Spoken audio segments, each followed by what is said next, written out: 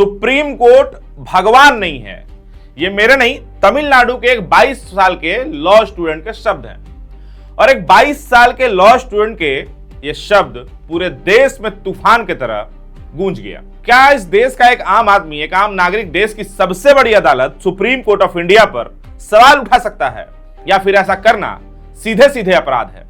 एक तरफ है संविधान का अधिकार, आर्टिकल 19 का सेक्शन 1A, जो आपको बोलने की आजादी देता है, और दूसरी तरफ है कंटेम्प्ट ऑफ कोर्ट, जो आपकी इसी आजादी को सीमित कर देता है। तो आखिर सच क्या है? क्या वो स्टूडेंट सही है या फिर कानून सही है? आज इसी को जानने के लिए ये पूरी खबर हम आपके सामने लेकर आए हैं। रिपोर्ट्स और सोशल मीडिया दावों के अनुसार तमिलनाडु नेशनल लॉ यूनिवर्सिटी का एक फाइनल ईयर का स्टूडेंट ऋषि कुमार ने एक पोस्ट लिखा। उस पोस्ट का टाइटल था the supreme court of India has no spine. इस पोस्ट में उसने सुप्रीम कोर्ट के कुछ फैसलों और सिस्टम की ट्रांसपेरेंसी पर सवाल उठाए। उसने ये भी कहा कि कोर्ट गॉड नहीं है, भगवान नहीं है, और उसे अकाउंटेबिलिटी यानी उत्तरदायित्व और जवाबदेही से ऊपर नहीं रखा जा सकता। बस यहीं से शुरू हो गया विवाद। बताया जा रहा है कि पोस्ट वायरल हुई, यूनिवर्सिटी एडमिनिस्ट्रेशन ने प्रेशर डाला और ऋषि कुमार ने पोस्ट हटाने को कहा गया, लेकिन स्टूडेंट ने यानी कि ऋषि कुमार ने इसके लिए साफ मना कर दिया और कहा कि मैं एक शब्द भी डिलीट नहीं करूंगा। अब बात करते हैं उस टेक्स्ट बुक की जिसे लेकर के इतना विवाद बनाया गया। एनसीईआरटी की किताबों में पिछले कुछ सालों में कई बदलाव किए गए। रिपोर्ट्स के अनुसार कुछ चैप्टर्स में राइट्स यानी कि दंगे, पॉलिटिकल हिस्ट्री और इंस्टीट्यूशनल जो क्रिटिसिज्म है उसको हटाया गया और मॉडिफाई भी किया गया।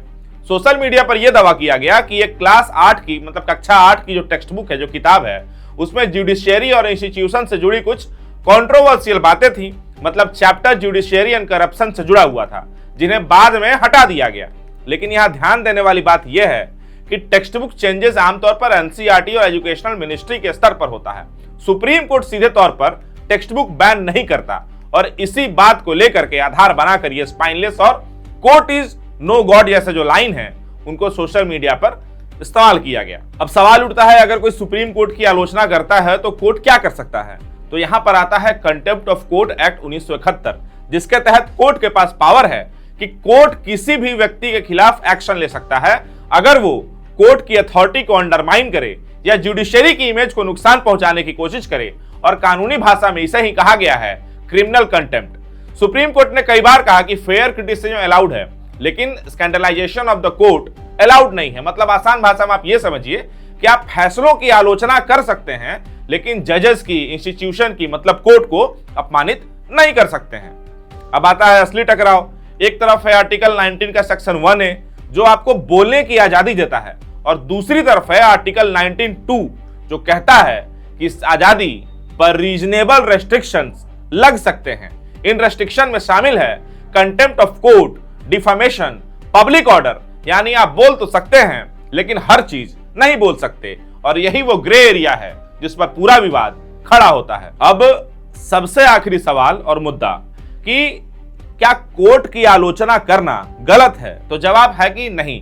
भारत में आप कोर्ट के फैसलों की आलोचना कर सकते हैं, लीगल रीजनिंग पर सवाल उठा सकते हैं, जुडिशियल रिफॉर्म्स की मांग कर सकते हैं, लेकिन अगर आप कहते हैं कि जजेस करप्ट हैं या कोर्ट बिक गया है या बिना किसी प्रूफ के आरोप लगाते हैं, तो ये कंटेम्प्ट ऑफ कोर्ट का मामला बन सकता है।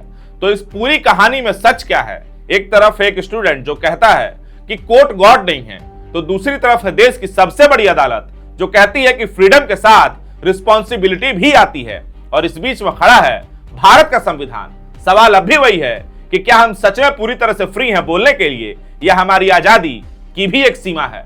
आप क्या सोचते हैं? कमेंट सेक्शन में अपनी राय जरूर बताइएगा।